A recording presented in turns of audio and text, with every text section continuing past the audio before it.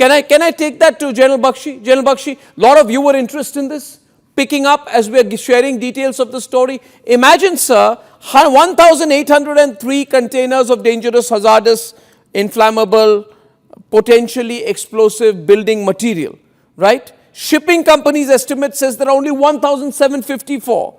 The difference is 49 containers of this kind of material smuggled into India, suppose, or unaccounted for. What would be the implications? Arnab, on the face of it, this... you are absolutely right. On the face of it, this is a very worrying incident. And I do not think we can take things just at the face value. So much of hazardous material, hazmat, on one ship, nitrocellulose. From my knowledge, military knowledge, nitrocellulose is one of the key components of explosives. You know, and who were the consignees? If it is coming to Nhava Sheva port, imagine this happening in the port, Arnab. One of the greatest, terror on the high seas, the nightmare scenario is that a ship with such hazmat material comes inside the port and somebody lets it off. You can imagine the kind of, it's a time bomb, which is being driven into your port. And the other, very dangerous thing is that if they try and use a ship to ram, if it is carrying such hazardous, cargo, such hazardous material, nitrocellulose, my God, then bunker oil. You can't ask for a better cocktail to set a whole harbor on fire. Would it be normal with this kind of hazardous material, these thousands and thousands of tons of very hazardous material, dangerous material to go to the Nhava Sheva post? And why is there also not clarity as to who was supposed to receive all this? No, Arnab, sometimes back there was a huge worry about ammonium nitrate, which is shipped into India and is used as fertilizer, right?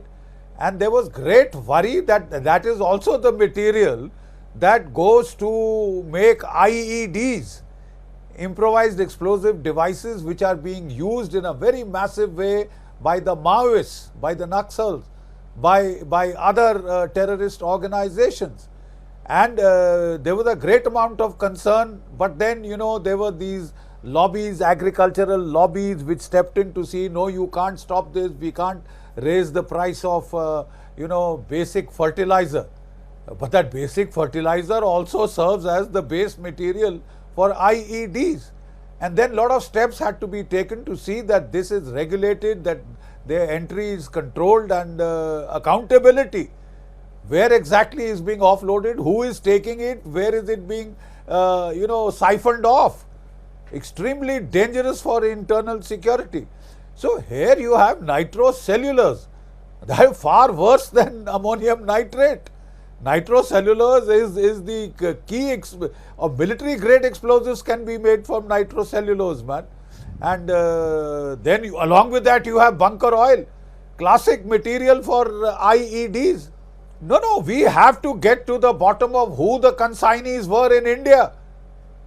You can't let this just pass as a one-off incident. We have to get to the bottom of who had ordered these, who were the consignees, who were the recipients, and why did the crew jump off?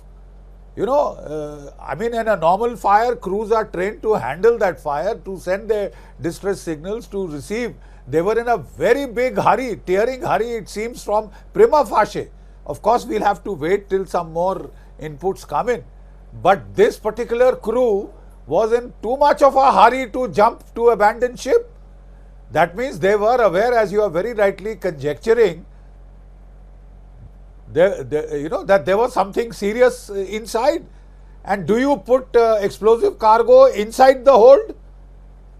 Sir, there's also styrene monomer, which is IMDG class 3. There is styrene monomer, which is IMDG class 3, which is highly inflammable, which polymerizes violently. It is found on the ship. It is a very hazardous air pollutant. If it left to polymerize, can cause a huge chain reaction for huge damage. So this is, I don't know. This is serious stuff. Because this is highly unusual, because like even Admiral Sinha said, Shekhar Sinha said, ki, was it meant for some of our armament companies? I'm not sure at all, because and had it been for them, it would have been known by now. She is very right. Tara Kartha is absolutely right. By now, it should have been known who the hell is the recipient. Who in India is ordering nitrocellulose, if not one of our public sector companies which are involved in the manufacture of explosives? Nitrocellulose is no ordinary, material to be carrying around. Even ammonium nitrate, as I mentioned to you, is worrisome, even though that is also serves as a fertilizer for agriculture. But the bulk of the IEDs that the Maoists have used are produced from ammonium nitrate. Whole barrels of it they have put to, even our Caspar vehicles have been blown up. The people of the country have a right to know. The people of a country have a right to know what is going on. Who was going to receive all this material? Was it for industrial use? Was it to make explosives in India? And the origin of it. I mean, I also find it a little alarming and probably difficult to believe that something like this would have originated from China, which is not really our, global best friend number one today, that all this would be coming from China to India, unless it was picked up somewhere else, in Singapore, in Colombo, or somewhere else, General Bakshi.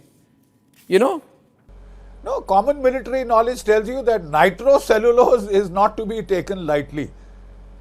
Nitrocellulose, I'm sorry, that is the content of our shells. Artillery shells also have this nitrocellulose and the others, and I think, and the fact that till now, it is 2 days.